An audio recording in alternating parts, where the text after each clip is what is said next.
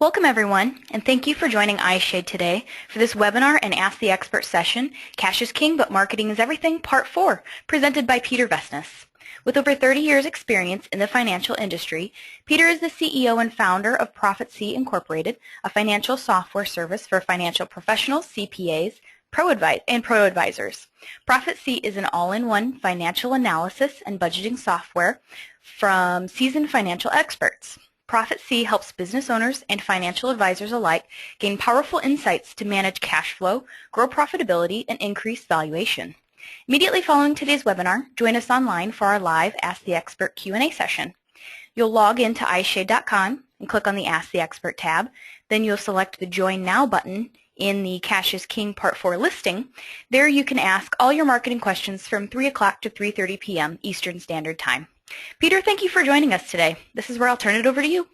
Excellent. Welcome to everyone. Today's the grand finale. For those of you who've been along for the previous 3 presentations, as you recall, I defined that there are actually 12 disciplines in marketing and why marketing becomes such a critical element. Today we're going to work on kind of the tail end of them: pricing, selling strategies, direct marketing, promotion, merchandising, and event management. And I think if there's one thing I'm hoping everyone really is clear about, is that you can't avoid marketing. It's just a question of whether you build a strategy for it or not. So that's kind of been the objective of what we're talking about. So here we're finally into the final bits, the pricing, the selling, all these elements that make up the last components of marketing. So let's start out with pricing. Now, pricing is a very, very interesting thing. A variety of people have different methods and strategies of doing pricing. I know we had a very fast growth business opportunity come in food protection. And there's all kinds of new technology that's occurring in keeping food healthy and clean, particularly in large segments. So, for example, these people are about to start taking on not only working with franchises like Dairy Queen, which they've been helping for several years, but they're about to basically take over the cruise industry line in terms of how to provide healthier food and food preparation on the cruise ships. So it's a very, very interesting piece, but pricing for them was a big issue because they have a unique competitive advantage in terms of their scientific background, technology efforts, and so on. And you know, they're asking me to help them in the next transitional phase of their company. And so when we were talking about pricing, of course they wanted to know, well, what was I charging? And then I wanted to know how they build out things. So we talked about how there are a variety of strategies in pricing. And the first one I want to bring up is what I would call premium. Now, depending on what level of work you do, it will determine whether you can be premium in pricing. What do I mean by this? If you have a strong background, let's say in tax strategies, in business corporate structure, things that you're doing with faster growth companies. They might be mid-sized companies that are on a rapid growth curve. I was on the East Coast last week meeting with a company that was in their 8th year. They made nothing the first 3 years. They actually created the little ways that the tires on your car are required to monitor air pressure. And the business is expanding so fast that though they will finish this year at 8 million, they're going to be at 18 million next year, and they're going, okay, catch the breath. What can we do in helping to manage the growth and the capital and the tax elements that are going to face them? And so, you know, when we get called, it's usually because they are expecting an extremely high level of services, and we have premium pricing. There's no question about the fact that we tend to bill more than others who might engage in similar practices. But the reason is, over 30 years of experience, have done this in all various sizes of corporations, from multinationals down to startups.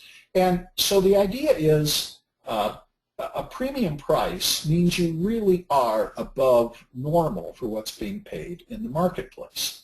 I still remember back when I was 32 years old and I was asked to be engaged by some Fortune 70 corporations. I went to a kind of a business mentor that I had worked with, and I said, well, what should I build them? And he told me, and I gasped, because the price seemed so high. I couldn't believe that they would pay me that. And he says, oh, they'll pay you that. Now, you have to keep in mind, when I came out of college and university, I thought, boy, this is in the 70s, early 70s. If I made $60,000, $70,000 a year, I'd gone to heaven. And here I'm coming into these companies, and I'm billing at let's say something way past that. Okay, now the point was no problem with it. And what I found was that the rate of return on my services made the premium pricing really, really worthwhile. I know a lot of the CPA firms that tend to deal with larger businesses do have premium pricing. The bill rate for partners and for senior people can run anywhere from $300 to $400, sometimes even more per hour in terms of the bill rate. But you have to determine, based on your marketplace, what type of pricing you should be using. So premium pricing is essentially something that becomes important, not because you want to make more money, but because the perception of value is higher. It is commensurate with the level of services that you're offering. How many consumers or how many business owners that you work with do you think really understand the nuances involved in tax strategy and business advisory work? They really don't. If they really understood it, why would they be talking to you? They come to you because they believe you have a high value. Now, the challenge is that how can they tell the difference between one professional and another professional? Well, they can't unless they work with them a while and unless they've spent some time and they basically didn't receive what they thought they were going to get, or they found out that what they received was not as good as someone else got. Now the perception of value shifts. But the idea behind premium pricing is it sets out a belief set in the part of the consumer, in this case the business owner or the high net worth individual, that you do provide a higher level of service, and that's why you're worth the premium. All right? It's a marketing tactic, not just a I want to make more money tactic. The second type of pricing strategy that I've seen is called discount. And this is a very, very interesting model. What we've seen in a lot of the way the accounting industry has been changing in the last 3 years is in the mid-sized firms where they're bringing on new CPAs. But because of the depression, the economy not doing well, the managing partners not bringing on other managing partners, not great opportunity for promotion, that some of the individuals that came on board accepting the idea of a better career path, they spin off. And I call them the young and the nimble because they're out there, they're trying to get more business. And so what they do is they try to attract some clients on more of a discount premium, with the idea being that by providing the services, they can add additional value-added services, they can add other things that helps bring their price up. So the whole concept of discounting from a pricing standpoint is it's actually a marketing strategy. To me, the most obvious example of this in the marketplace today is in retail. Now, I don't know how long you guys have been around, but I remember back in the old retail days, if you were looking for premium, really premium retail, well, premium retail was like Nordstrom's, Saks Fifth Avenue, Marshall Field's, and Macy's. You'd almost put Macy's at the bottom edge of the premium place. Okay. Well, I don't know if you've noticed, but in the past year or so, Macy's has turned into a discount house. And I mean, literally, if you can't get a 20 or 30% deal on anything you want to buy at Macy's, you're just not looking very long. Why did they go to that direction? Well, because they were beginning to get a lot of pressure from a variety of sources, whether it was from Target, or whether it was from Walmart, or whether it was from Kohl's. Kohl's is a good example, where there's this pricing pressure that was going on them. And Macy's was not able to compete at the high premium level the way Nordstrom's does. So they built a whole different pricing strategy, okay? So again, it's a marketing strategy. They were counting on turning more dollars because I'd rather make 10% on something that I turn every 3 days than 40% on something I only turn every 40 days. Discount pricing, okay? Value pricing. This is very, very interesting. Value pricing is kind of a balancing act. Usually the prices fall somewhere between premium and discount. And the idea of value pricing is that the services, the way you package the services, seem to have a tremendous depth and breadth. It looks good. You know, many of you have heard me say when I do advisory work, we provide a variety of things. We do an actual live contact. We do weekly reports. We do monthly summary reports. We provide homework assignments. And we also offer them an unlimited amount of spot calls, which means they can call at any time and ask us, and we'll charge them more for those. Now, the actual number of spot calls I wind up handling with our clients in a given year is tiny. If I do 3 of them between all the clients in a year, that's actually a lot. But the perception of value is very, very high. It looks like a huge stack of things that they're getting.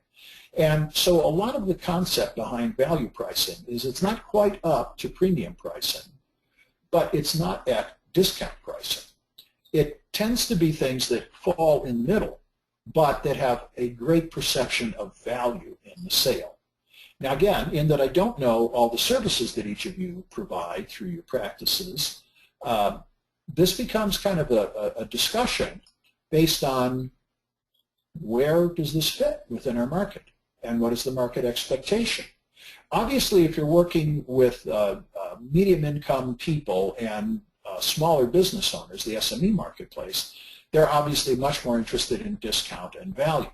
But if you're working with high, middle, upper income and faster growth companies and companies that are already generating 10 to 100, 200 million in revenue, they're probably better off as a premium client target. Again, it really still boils down to how well you provide your services, but pricing is a critical component of a marketing strategy. Don't neglect that. Finally, there's something called a price performance curve. And I was alluding to this just a minute ago in talking about Macy's.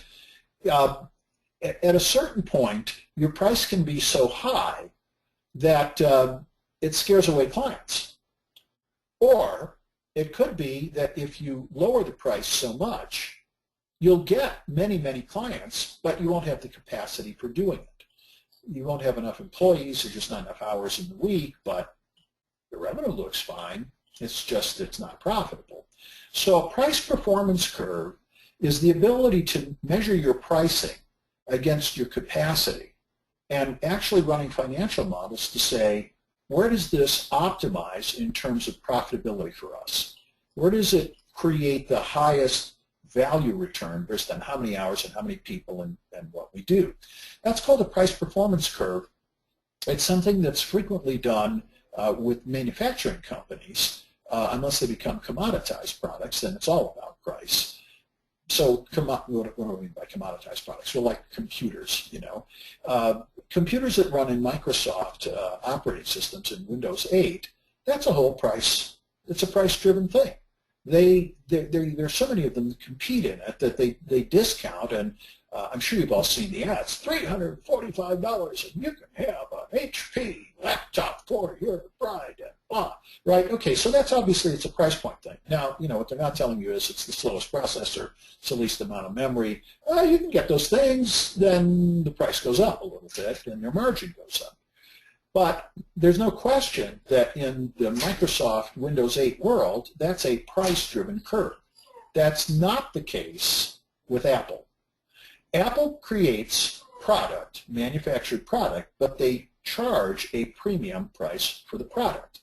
Now, why? Higher perception of value, the products last much longer, and the point of all of this is that the premium pricing is accompanied by the fact that the products actually last longer. We have Apple machines that we've had for 5 or 6 years Now, we're not using them for the intensive work, but for the transactional stuff, word processing, administrative, they're just great. They still work just fine. So the point is that there's a price performance curve for your services where it optimizes what you're doing. And part of that is being able to take a look at your marketplace and figure out exactly how those all fit together. Price performance curve.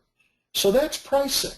Now, how about selling? Selling is very interesting. We talked about this in the course of some of the presentations I've given in the last year through iShade. And selling is a very interesting thing because we all sell, even if you're just selling concepts and ideas.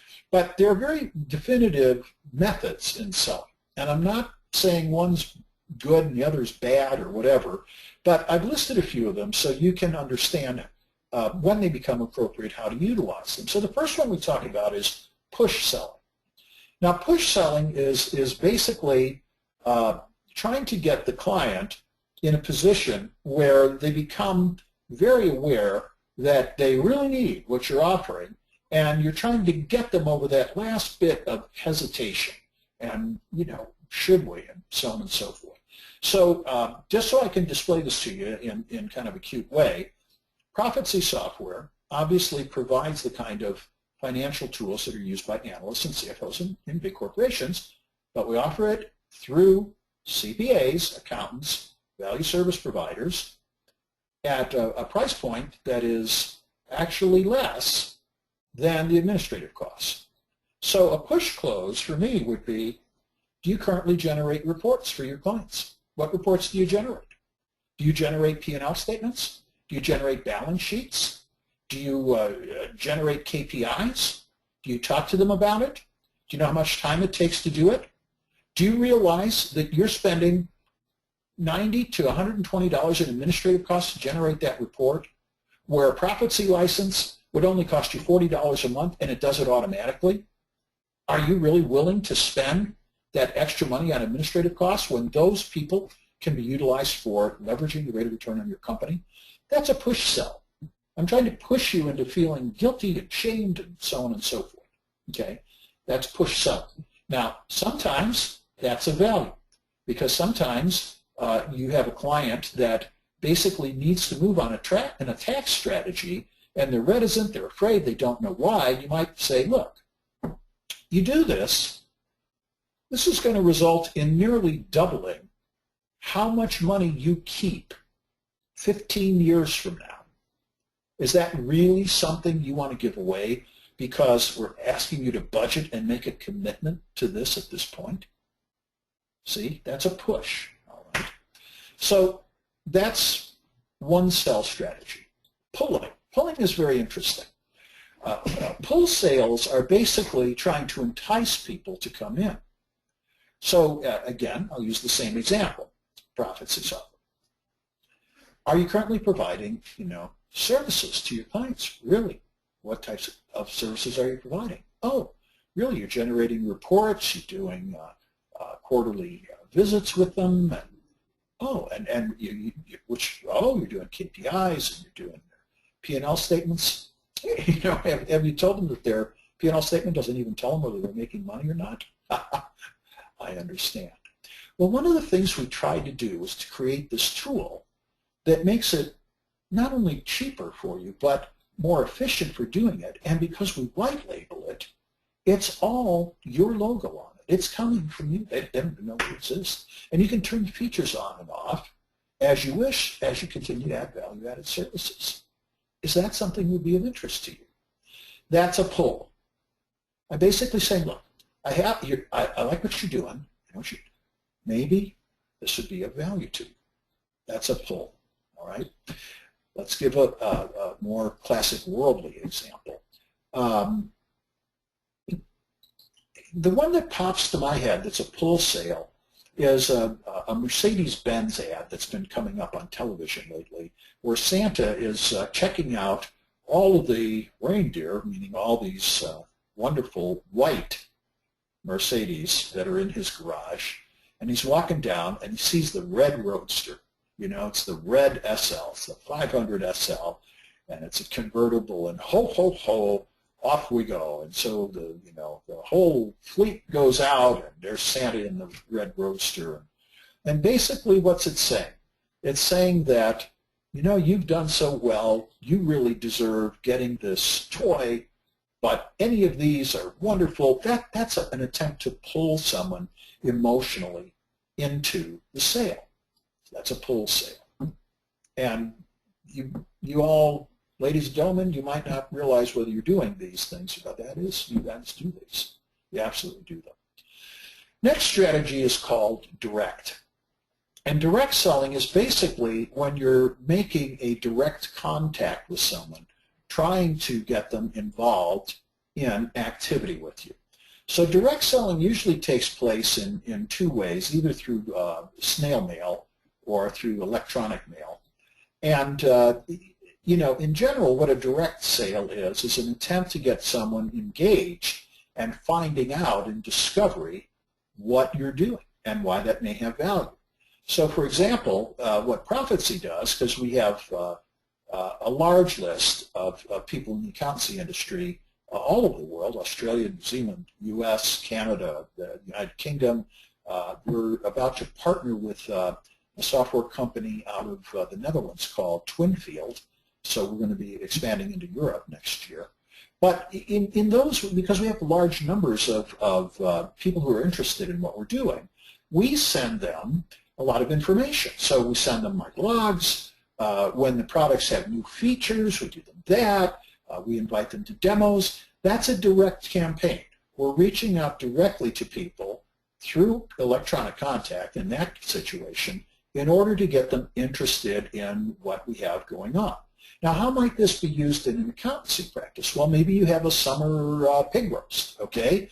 And so you do a direct marketing event, a direct selling event, where you are reaching out to all of your clients and asking them to invite a couple of their friends, and we're going to have a huge barbecue, and we're going to put a couple of big pigs on the spit, and have, that's very much a direct sales approach. It's an introduction to who we are and what we do, and aren't we wonderful, and so on and so forth.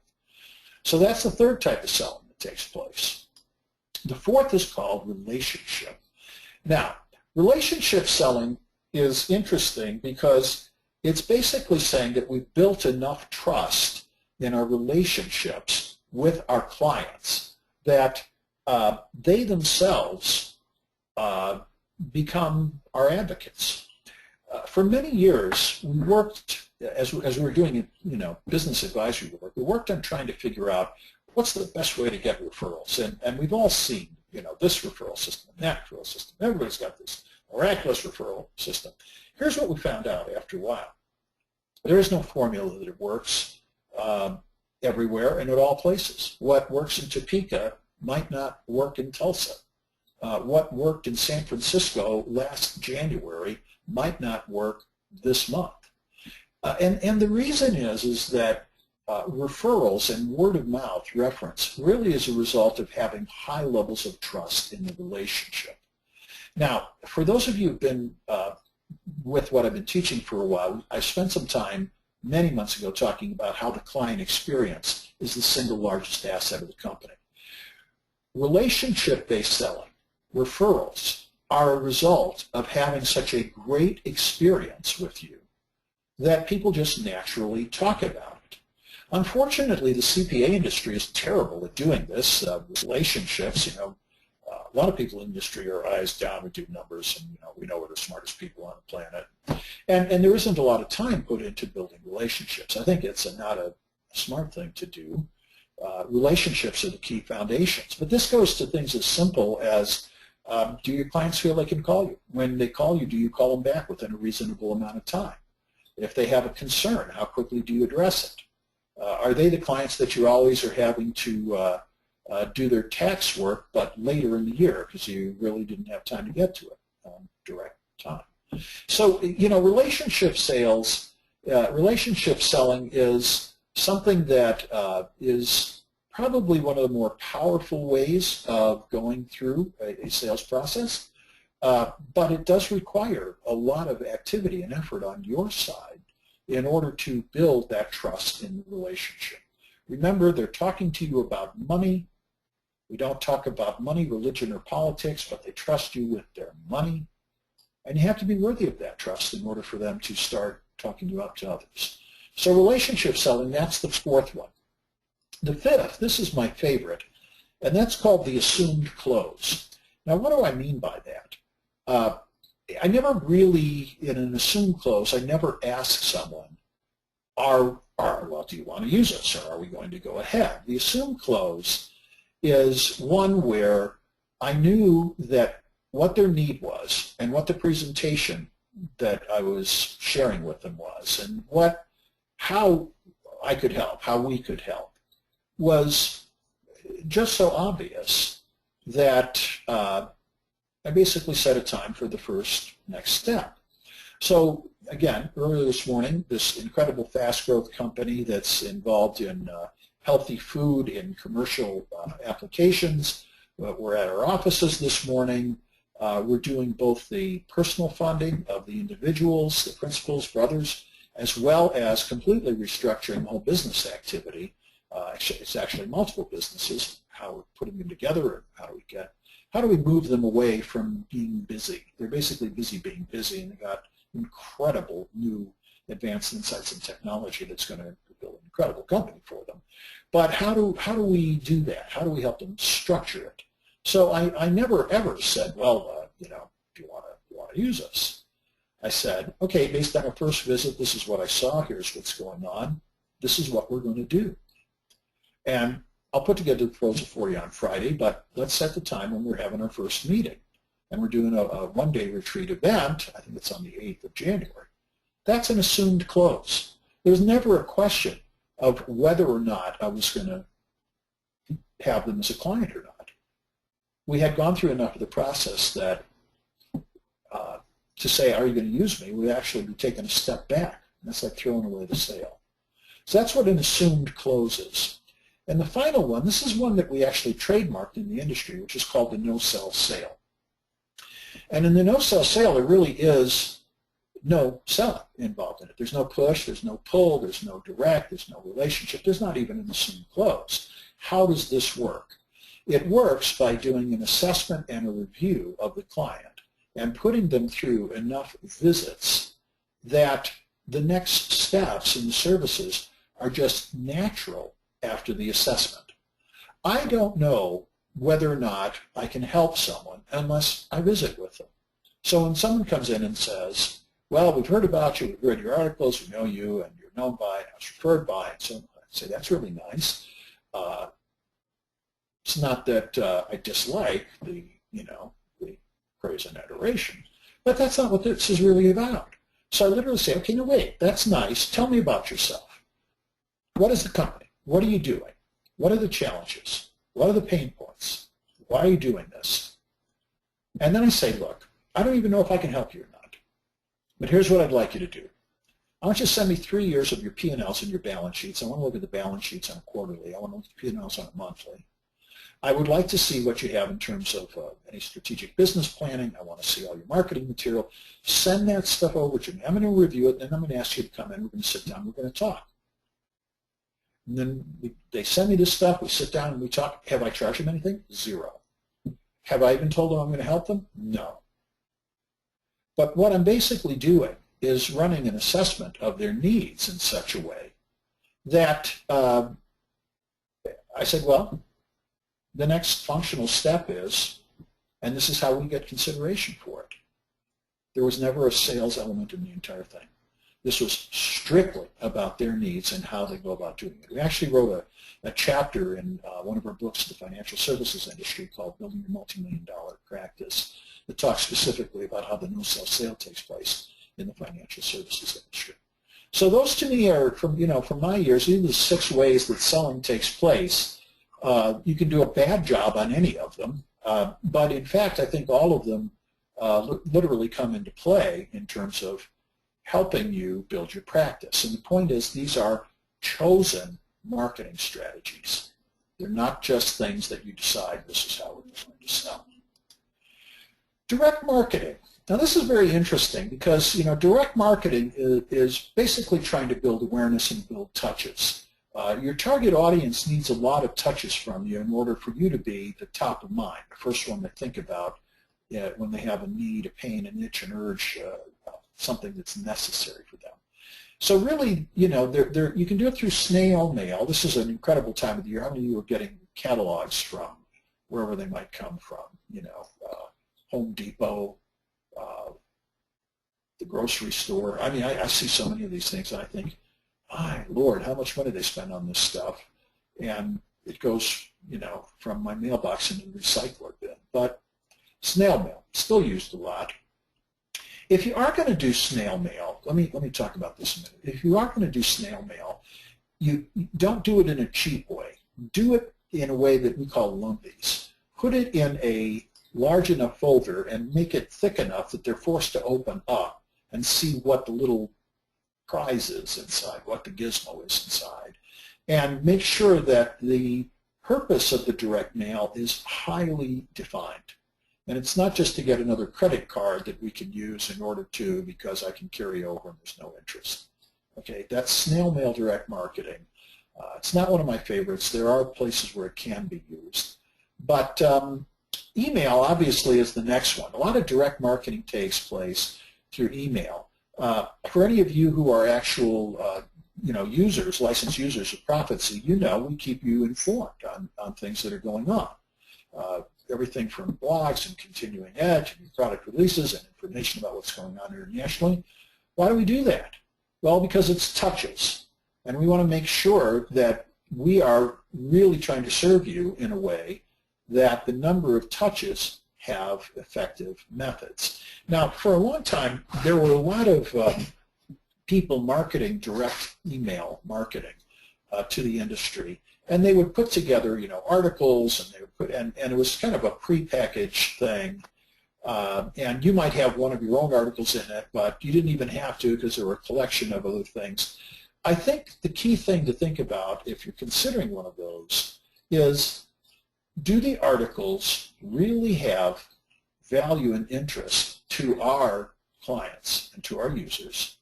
And is it something they will actually read? So, for example, when you do email direct marketing, one of the things that's measured is an open rate.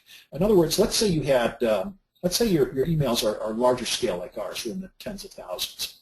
Okay, so we do these by location. So on a certain day of the week, we do one in Australia and New Zealand. Another day of the week, we do in the UK, and so on. Another one in the US. And here's what we found. That industry average for actually opening up the emails tends to be between 9 and 10%, 11%.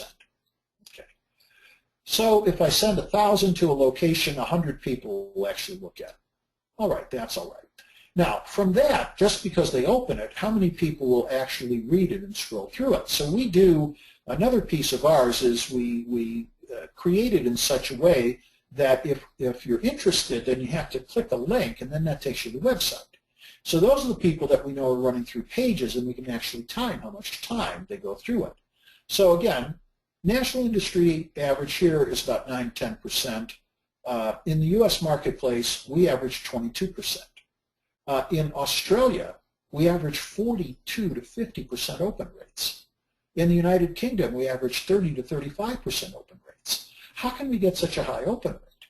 Well, we get an open rate because we make sure that the things that we're sending have literal value, that they're short, they're pithy, they're things that create an interest. You know, hopefully the same way, you know, I'm presenting stuff here on iShade has value by our direct email campaign. And then finally, the other way of direct marketing is through the website. A lot of websites are set up, basically, I call them static advertising. It's the same stuff on it forever. If I go there, I can read about who the employees are and who the team is, and the mission statement and what we do and where we're located, and contact me. And once I've been to the site once or maybe twice, that's it. I don't go back. Your website has to be a way where there is always fresh information that is of value to your target audiences. We want people coming back and touching you through the website. To show you how important we think touches are, again, we white label things. ProfitSee built a new software product called MBA. It sells for, I think it's $18.50 a month license, which does all the kind of the standardized reporting. But what we did was we asked the question, what does the business owner really want to know? Well, they want to know how much cash I have. What do I owe in taxes? How much can I afford to pay myself? If I pay myself this much, how much revenue do I have to generate? What are the markers that I would like to create, whether it's on cash flow or reserves or timing, or what happens if I dip below? Can I set up these kind of notifications for myself? What is my true break even? If I sell another $1,000, how much margin will I have? So one of the things that we did was we created an application that, again, it's white labeled, it's your logo on it. I'm gonna just to show you kind of what I mean by this. We literally built this application. Here it is, it's opening, loading, loading, loading. That on their smartphone, this is what they're looking at. They can literally see what's happening in the company. And, you know, by that, how many times do you think they're going to touch you? They don't know it's from us, it's from you. I'm anticipating they'll touch you 200 or 300 times a year. And it's all tied to the website. It's all tied to the value added. That's really what direct marketing is involved in. How do we touch our people? How do we create a great experience? Where's the value add in that? Promotion. Promotion is kind of interesting because promotion, there's a couple of elements going to promotion. The first thing is urgency. Now, we see this all the time. You know, quick, this discount is only good until, and this friends and family is just tonight and tomorrow. And you get an additional, okay, so promotion has an urgency attached to it. Promotions always have deadlines. And the other thing about promotions are their frequencies. So what do I mean by a frequency? Well, it used to be if there was a friends and family sale, it maybe happened once a year or twice a year, okay? Well, at Nordstrom's, that's probably still true. But at Macy's, trust me, if you miss today's, Friday there will be another one. And it has everything to do with whether promotions actually have a true value or not have a true value. Now at Macy's, I think the idea of the promotions is it's gonna wear out its value pretty soon, because pretty soon people will go, I'm just gonna wait and see if I want something from Macy's, is that the best deal? And then because I can counter shop, I can check on Amazon, or I can check on Kohl's, or I can look at other places and see if I get a better deal. So there's a whole thing about promotion. For example, Target went this whole credit card fiasco, but one of the reasons credit cards were successful at the beginning was they were offering 5% additional off if you used the Target credit card. Great promotional strategy. People brought on the Target credit card, they floated the money, and until the disaster happened, people were happy to use the Target credit card. But now, the urgency and the deadlines and the frequency all went away because of fear about being violated. Okay, promotions need to have some type of an advantage. What is the advantage? Why would an accountancy firm put together a promotion? Well, I don't think a promotion has to be on your services necessarily, but a promotion might be something as simple as you're starting to do more activity in value-added services, and you want to provide these value-added services to your business clients. So you might say, for friends of our existing clients, we are happy to offer a complete business financial evaluation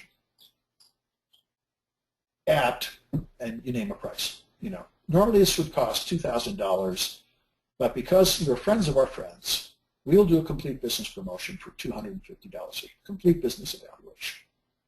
And that's a way of getting people through the door to assess what's really going on in their companies and to see if you can create added value. That's what promotion is about.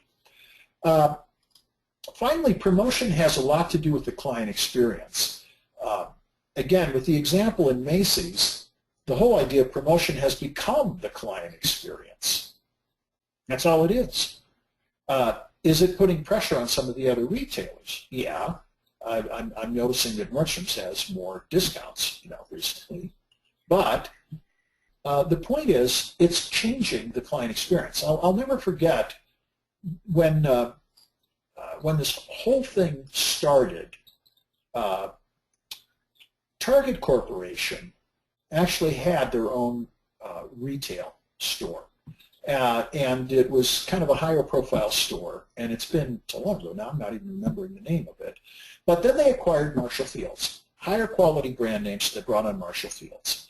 And the interesting thing about how that was run was Marshall Field's was a great place to shop. I grew up in Chicago, extremely high touches, extremely smart people on the retail floor. They were really there helping you. It was much like being at in Saks Fifth Avenue. It was much like being, it was actually past Nordstrom's experience. It's a wonderful experience. And then when Macy's bought them out and changed the Marshall Field's all into Macy's, I'll never forget the first time I walked through it. I couldn't find a salesperson. I needed help with something. When I hauled someone down, I was told, that's not my department. Yeah, I'll send somebody over. 15 minutes later, I put the stuff back on the shelf and walked out because no one came by. The client experience had gotten so terrible that despite the fact there was a promotion, hey, we're now Macy's, hey, come in because, hey, we've got, the client experience actually destroyed the promotion. And so what that leads to is buyer's remorse. If you're doing any type of a promotional experience, it's imperative that the experience is great and consistent with how you define the client experience, because otherwise buyer's remorse sets in very, very quickly, and one bad experience takes 25 to 40 good experiences to fix. And so it's imperative that you fix anything that goes wrong. ProfitSee went through a bad experience through someone on our support team that we didn't find out about until they'd already done quite a bit of damage. And literally three of senior management got together and basically went after all the clients and helped put that back into place. We brought on a new person to become the director of that team, and they've done a phenomenal job. But so don't think anybody's immune to it. We weren't immune to it. We kind of knew what we were doing coming in. Buyer's remorse is a very powerful thing. And when you look at creating a promotion, it's imperative that you're ready to fix anything that might go wrong as a consequence of the promotion. All right, next big topic, merchandising. Now, what is merchandising? Merchandising is like the tchotchkes. It's like, oh, I'm going to give you a brand new whatever. Anybody who signs up with us will get a free bottle of liquid nail polish, whatever it might be. Merchandising is a way to send them a coffee cup with your name on it. They're used as promotions. When you go to the shows, the trade shows, it's always funny because the first thing people look for is who's passing out the bags, and then the second thing people do is, can I fill the bag so much that I need a second bag, because all the the vendors at the show are passing out stuff. And it's funny, the stuff people's willing to correct. Tops, yo-yos, Super Balls, pens. I mean, the favorite one I've seen recently has been battery extenders for your cell phone. So promotions, are promotions bad? No, promotions aren't bad, but promotions need to have some reason to be utilized, so they're a regular reminder to your client, okay? So they can be used as a thank you. They can be used as a value perception. In other words, wow, this really is a perceived value. This is great to continue to get these type of things. What is the frequency that we might do merchandising? I remember one client that I had visited knew I was really into watches, okay? And I have a collection of watches. They're all not, multi-$1,000 watches, but some of them are antiques. I pick them up at estate sales and so on. And it's not like I have hundreds. I've got 15, 16 watches, but they all have a story that they're really interesting. So I was with this client on the West Coast, and he was essentially in Orange County, right? The kind of the conservative John Wayne money part of California. There is a conservative part of California. Okay, so I was there, and he knew I was into watches. So he, as a thank you after our second visit, he passes over a watch. And the watch says Breitling on it. But I'm looking at it, and it's not really a Breitling. I said, oh, well, thank you so much. He said, yeah, I'm in Hong Kong a lot. I said, oh, really? He says, yeah, I picked these up as gifts to pass them out. Oh, really? I said, oh, so this is a clone. He said, yeah. I said, because I'm aware of Breitlings. It doesn't really look in.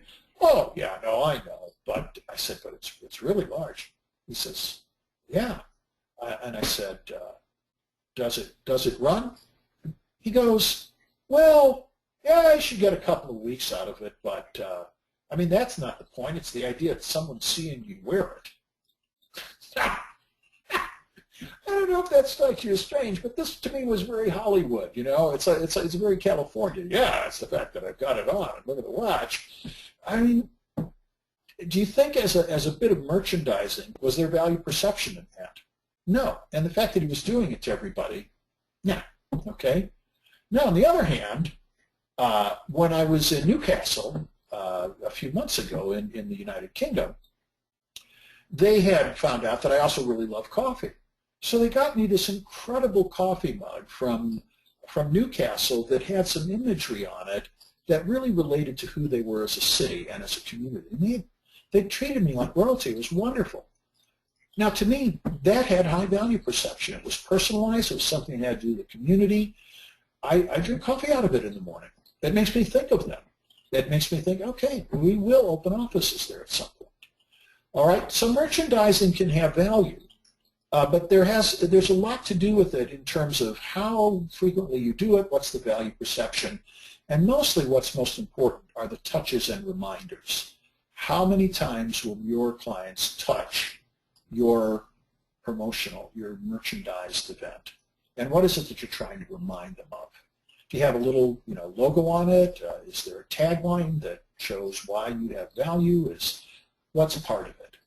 I think merchandising is valuable, but you have to be careful with how you do it. Now, the grand finale, event management. I'm a strong believer in events. And the reason that events are so powerful is you're actually getting people to come out and attend events. And you get to visit with them person to person. ProfitSee internationally, I think we did, how many? 7 events globally last year. A lot of travel, very busy.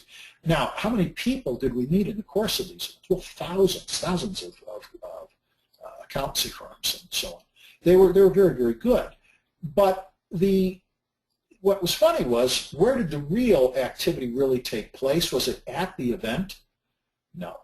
It really took place at the wine bar afterwards, going out for dinner, at the pub. It was the collateral activity that generated the sales opportunities for us, the relationship management.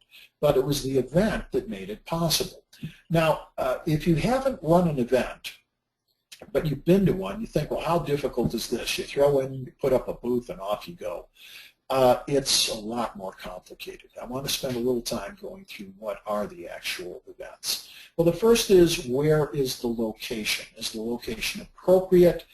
Is it in a section of town or a place in the community that people are familiar with, they feel safe going to? So just structuring what's involved in creating an event or attending an event. Location becomes really important. Is there travel involved? And that includes everything from transportation and lodging and meals. Those are things that all have to be managed beforehand. Whom actually is there? We go to these events and we know there are other app developers there, but we also know there's sponsors there. There are key influentials that are there. Who is there? Do we have an agenda for what we're trying to accomplish at the event, other than we want to smile at everybody and make them feel like they're home being with us because we're interested in them? The people that we take out to the event, we have to train in how to manage the event. When I've gone to these events, usually there's times And in the accountancy industry, you're there usually at these events for continuing ed, and so you're not out on the floor. But the times you are out on the floor, okay, there's a very specific thing that the booth is trying to accomplish. But what I would always do with our team is when the attendees were in these presentations, we would literally go around and visit every single other booth on the floor. And I would engage them in conversation. And when I first did this with some of the new members of our team, they would say, you know, that was interesting. Why did you do that? I said, well, first of all, I want to see who's here. Secondly, I want to see who we're competing against. Thirdly, I want to see who's going to survive. Fourthly, I want to see, is there anything that might be strategically relational in having some activity with them? And then we do something called a Q&A review. Remember when I said, and they said, and remember when, why did I, and why, when we, I literally go through, you know, phrase, word, whole event elements in the conversation, trying to help them understand what I'm looking for and how I'm doing it. You really need to train the talent if you're doing an event. Are there prizes? Are there presentations? What are you doing with them? How do you structure them? How about the logistics? You have the display and the setup. Is there a power supply? When we went into Australia, we were informed when we got there that there were certain power requirements on all of our little device power, all the little power strips and things, the things that charge the phone, that had to pass an inspection according to the regulatory law of being there. I floated around in Sydney for a day and a half trying to figure out who did it. And I couldn't even find somebody who would do it. If I spent $600, it could come out. Finally, they said, oh, well, we have somebody who's testing it when we're there. And I'm going, I'm bringing an Apple laptop with an Apple power supply. Are you telling me they're going, oh, yeah, yeah. Okay. Nothing like regulatory law. Okay, but these are things you need to know before you come into this stuff. What are you using for electronics? So for us, it's not just bringing along a computer. Are we going to have to bring our own display? Are displays provided? Are we bringing cell phones? Are we bringing tablets? What are we doing? What type of electronics have to accompany us? Is there Wi-Fi in the building? Or are we better off not trusting the Wi-Fi, which we learned the hard times in a couple of events that we paid a fortune to go to? So we had to make sure we had other means of getting access to the internet. How do we bring along business cards? Is there collateral material? Is there marketing material? Do we have refreshments? We have to go through setup. Are there sponsors? What do we do after it's all over and done with? When Brooke Roberts joined our company, and you know, we brought her on as director of marketing. She had never run an event like this. So I literally put together a 2-page outline of saying these are all the things that are involved in it. And then we did actual 6 pages of a checklist in order to make sure the event ran well. She took a deep breath. Now, of course, she's a master at it, and we're about to hire someone for managing our events. We'll be starting in January. But the point is that running events can be a very powerful experience for you with your clients. And don't think this is simple. There's a lot of work in doing it. So, in summary, even the smallest parts of marketing are critical. Again, this has been a 4-part series. If you haven't heard the other ones, they are available to you in iShade. Just log in and they're archived. Even the smallest parts are really critical. Not all companies benefit from all 12 disciplines. You have to determine which ones make sense for you, but it's imperative that you do that. Marketing doesn't happen by itself. It's an active part of a decision you have to make in running the practice. So if you're a managing partner, get serious about this. If you're not a managing partner, make sure the managing partner is aware of the fact that this does happen. If you can't get help, do it at least for your own practice. Make the little things happen. Make sure you let the managing partners know that, hey, I'm going to be, just wanted to let you guys know, don't ask for permission. Sin in haste, repent in leisure, but it's better to make sure that something is happening than nothing at all. The 12 disciplines of marketing really do define your practice. It's imperative that you choose how to define your practice. Now, beliefs are defined and created through your marketing.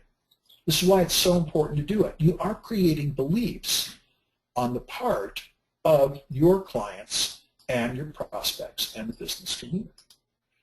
Beliefs are established. They can be defined and created, but we're really going to establish them through the disciplines involved in marketing. And finally, take the time to create a marketing strategy for yourselves. Now, iShade has been very kind. They've invited me to come back and share again next year, and I've got a whole new series coming up called The Zen of Business, How to Take It to the Higher Levels. There'll be a series of blogs and a variety of things accompanying through that. It's actually the sum of 2 different books I started to write in 2005 and 2007, and got too busy. Never got around finishing them. But I certainly want to invite you all to be part of that. You've been a delight to visit with today. And hopefully you have a wonderful holiday and Happy New Year, and I will look forward to visiting with you again in January. And I'm going to turn this back to iShade here. Thank you, Peter. We look forward to your upcoming webinars. So I'm going to go ahead and give a quick demonstration on how to get onto our online Q&A for our Ask the Expert session. So let me go ahead and show my screen. Let's pop this up here. Okay, so first you're going to go to iShade.com, and then you're going to log in the upper right-hand corner. If you're new to iShade, you should have received a login information in your email. So you'll want to go ahead and go to Ask the Expert. And then we'll just go down to the Cash is King, but Marketing is Everything down here, and the Join Now.